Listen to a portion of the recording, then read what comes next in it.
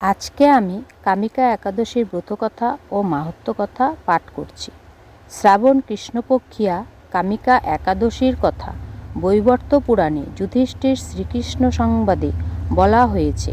যুধিষ্ঠির মহারাজ শ্রীকৃষ্ণকে বললেন, হে গোবিন্দ, হে বাসুদেব, শ্রাবণ মাসে কৃষ্ণপক্ষের একাদশীর নাম এবং মাহাত্ম্য সবিস্তারে আমার কাছে বর্ণনা করুন।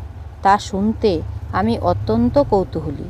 প্রত্যুত্তরে বৎসল ভগবান শ্রীকৃষ্ণ বললেন, হে রাজন, পূর্বে দেবর্ষি নারদ প্রজাপতি ব্রহ্মাকে প্রশ্ন করলে তিনি যে উত্তর প্রদান করেছিলেন, আমি এখন সেই কথাই বলছি।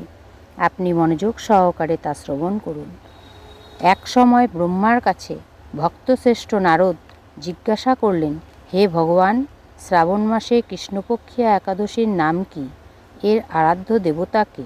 সে ব্রতের বিধি বা কী রকম এবং সেই ব্রতের ফলে কি পুণ্য লাভ হয় তা সবিশেষে জানতে ইচ্ছা করি। আপনি কৃপা করে আমাকে জানালে আমার জীবন ধন্য হবে। শ্রী নারদের কথা শুনে ব্রহ্মা অত্যন্ত সন্তুষ্ট হলেন। তিনি বললেন, হে বৎস, জগৎ জীবের মঙ্গলের জন্য আমি তোমার প্রশ্নের যথাযথ উত্তর দিচ্ছি। তুমি তা শ্রবণ করো। শ্রাবণ মাসে কৃষ্ণপক্ষিয়া একাদশীর কামিকা নামে জগতে প্রসিদ্ধা। এই একাদশীর মাহাত্ম্য শ্রবণে বাজপেয় যজ্ঞের ফল লাভ হয়। ভগবান শ্রীহরি পূজা অর্চনা অপরিমিত পুণ্যফল প্রদান করে। গঙ্গা, গোদাবরী, কাশী, নৈমিষারণ্য, পুষ্কর ইত্যাদি তীর্থ দর্শনের সমস্ত ফল একমাত্র কৃষ্ণ পূজার মাধ্যমে কোটি গুণ লাভ করা যায়। সাগরে ও অরণ্যে যুক্ত পৃথিবী দানের ফল, দুগ্ধবতী গাভী দানের ফল অনায়াসে এই ব্রত পালনে লাভ হয়। যারা পাপ পুণ্য সাগরে নিমগ্ন, এই ব্রতে তাদের উদ্ধারের একমাত্র সহজ উপায়। এই রকম পবিত্র পাপনাশক শ্রেষ্ঠ ব্রত আর জগতে নেই। শ্রীহরি স্বয়ং এই মাহাত্ম্য কীর্তন করেছেন। রাত্রি জাগরণ করে যারা এই ব্রত পালন করেন তারা কখনো দুঃখ কষ্ট দুরগ্রস্ত হন না।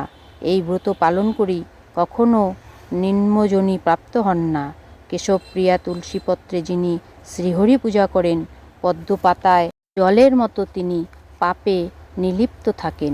তুলসীপত্র দিয়ে বিষ্ণু পূজায় ভগবান যেমন সন্তুষ্ট হন, মণিমুক্তাদি মূল্যবান রত্ন মাধ্যমেও তেমন প্রীত হন না।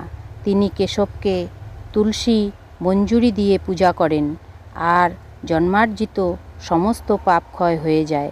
এ প্রসঙ্গে ব্রহ্মা বললেন, হে নারদ, যিনি তুলসীকে প্রত্যহ দর্শন করেন তার সকল পাপরাশি বিদূরিত হয়ে যায়। যিনি তাকে স্পর্শ করেন তার পাপমলিন দেহ পবিত্র হয়। তাকে প্রণাম করলে সমস্ত রোগ দূর হয়। তাকে জল সিঞ্চন করলে যম ও তার কাছে আসতে ভয় পায়। শ্রীহরির চরণে তুলসী অর্পিত হলে ভগবত ভক্তি লাভ হয়। তাই হে কৃষ্ণ, ভক্তিপ্রদায়িনী তোমায় প্রণাম করি। যে ব্যক্তি হরিবাসরে ভগবানের সামনে দীপদান করেন, চিত্রগুপ্ত তার পুণ্যের সংখ্যা হিসাব করতে পারেন না।